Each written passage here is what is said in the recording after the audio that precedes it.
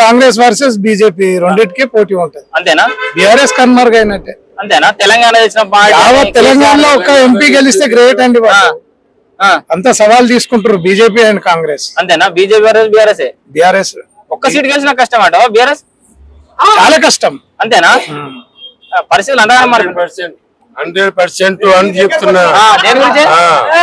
ఏది రేపు వచ్చే ఎలక్షన్ ఉంది కదా, దాని ఒక్క సీట్ కూడా రానికి కష్టమే.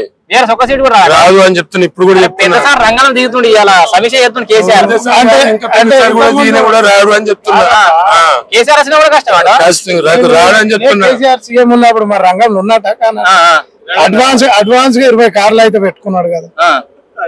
అంటే ప్రజల దెబ్బకు దిమ్మ తిరిగి కింద పడిపోయిందా లేదా? అందుకే నియంత పాలన మానుకోవాలి. ప్రజాసేవ కోసం మనం రాజకీయాలలోకి వస్తున్నాం కాబట్టి ప్రజలతోని మమేకమై ప్రజల మంచిని కోరి, ప్రజల మేలును కోరి, ప్రజల యొక్క సేవా కార్యక్రమాలలో నిమగ్నం కావాలి రాజకీయ నాయకులు. ఒంటెత్తు పోకనే కదా నియంత పాలన. కాకపోతే నలుగురే, కేసీఆర్, కేటీఆర్, హరీష్ రావు, అన్ని రావులే. ఎవరికి హోమ్ మినిస్టర్ కి ఏమైనా పవర్ ఉందా?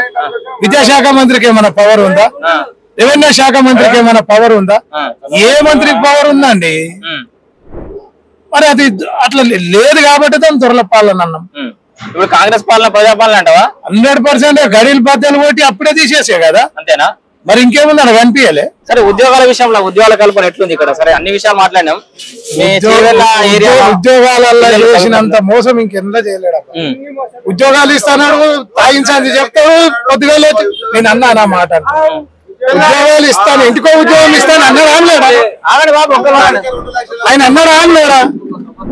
మీ దగ్గరకు వస్తే ఒక్క నిమిషం. ఉద్యోగం ఇస్తాను అన్నాడా లేదా? కేసీఆర్ అన్నాడుగా ముచ్చట.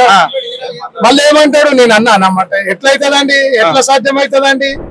అంటే ఇది ఆ మాటలతోని మనుషులను జిమ్మికి చేయడం, మాటలతో మనుషులను మోసం చేయడం. అందుకే ప్రజలు ఓడగొట్టిరా.